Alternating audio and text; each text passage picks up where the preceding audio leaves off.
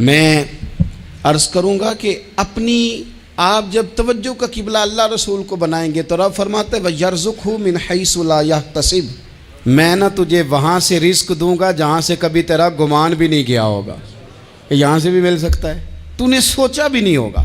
بخاری شریف میں حدیث ہے، حضرت جابر ابن عبداللہ فرماتے ہیں نبی پاک صلی اللہ علیہ وسلم نے 300 لوگوں کا ایک لشکر روانہ کیا کسی مہم کے لیے، کسی جہاد کے لیے۔ حضرت ابو عبیدہ بن جراح رضی اللہ تعالیٰ عنہ امیر لشکر تھے۔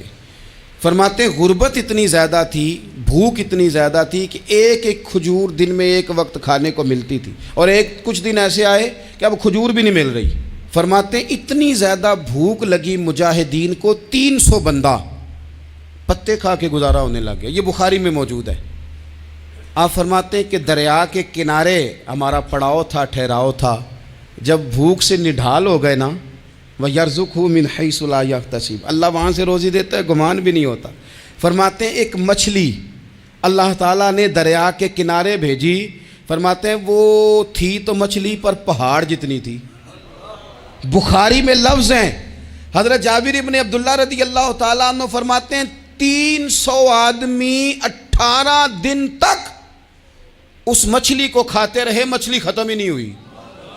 مچھلیاں نہیں، مچھلی کہتے ہیں 18 دن 300 بندہ کھاتا رہا، مچھلی ختم ہی نہیں ہوئی۔ اور فرماتے ہیں کہ اس کی ہڈی نکال کے، کانٹا کہیں گے آپ اپنی زبان میں، کہتے ہیں وہ نکال کے نا تو اس کو کھڑا کیا نا جب، تو اونٹ کجاوے سمیت اس کے بیچ سے گزر جاتا تھا، 2 اس کے کانٹے جوڑے۔ فرماتے ہیں وہ اس کا گوشت ہم کھاتے تھے اور اس کی چربی بطور تیل کے ہم جسموں پہ ملتے تھے، بیماروں کو اس سے سکون آتا تھا، تندرستی شفا ہوتی تھی۔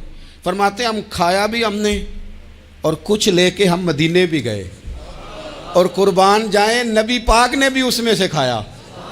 ہم نے عرض کی حضور یہ معمہ کیا ہے، یہ ماجرا کیا ہے؟ تو محبوب نے فرمایا تمہارے پاس غذا نہیں تھی، رب نے تمہارے لیے بندوبست کیا ہے، اللہ نے تمہیں دیا ہے۔ مکان شروع کر لیا، ایک صاحب نے وہ مکان بنانے لگے، آپ وہ حساب لگا رہے ہیں، کہتے ہیں میرے پاس اتنے پیسے ہیں، اتنے میں نے فلانے دوست سے کہنا ہے اس نے دے دینے، اتنے فلانے رشتہ دار سے کہنا ہے اس نے دے دینے، اتنے فلانے سے کہنا ہے اس نے دے دینے۔ یہ ساری کاپی بنا کے مکان شروع کر لیا۔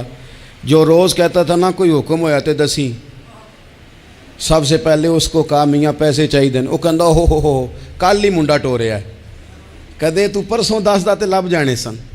میں آپ کو اپنے تجربے کی بات بتا رہا ہوں۔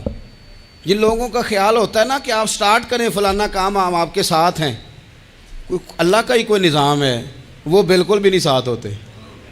لیکن ایسا نہیں ہے کہ کوئی ساتھ نہیں ہوتا، اللہ تعالیٰ بڑے اسباب پیدا کرتا ہے، وہاں سے دیتا ہے جہاں سے گمان بھی۔ ہمارا یہ ذہن بن جاتا ہے ہم ساری اپنے حساب سے چلتے ہیں، اتنے رشتہ داروں سے، اتنے، کون آپ کے ساتھ چلے گا؟ سوال ہی نہیں پیدا ہوتا۔ یہ سارے کام چھوڑ کے سب سے پہلے 2 رکعتیں پڑھو، اپنے رب کی بارگاہ میں، رسول کائنات کی بارگاہ میں گزارشات اور استغاثے پیش کرو، وہاں سے خیر طلب کرو۔ دنیا دار کیا دیں گے، کیا دے سکتے ہیں، کیا حیثیت ہوتی ہے کسی؟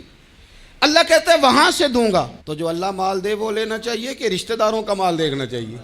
جو اللہ دے وہ لینا چاہیے کہ سیٹھوں نوابوں کی جیبیں دیکھنی چاہیے؟